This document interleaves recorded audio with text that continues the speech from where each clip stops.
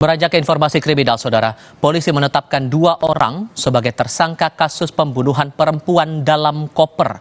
Satu tersangka baru yang ditetapkan polisi ialah adik pelaku yang membantu membuang jasad perempuan di dalam koper ke Kalimalang.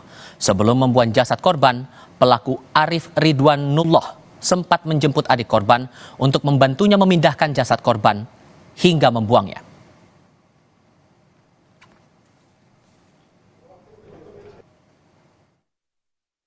Tersangka kedua ini merupakan adik dari tersangka pertama.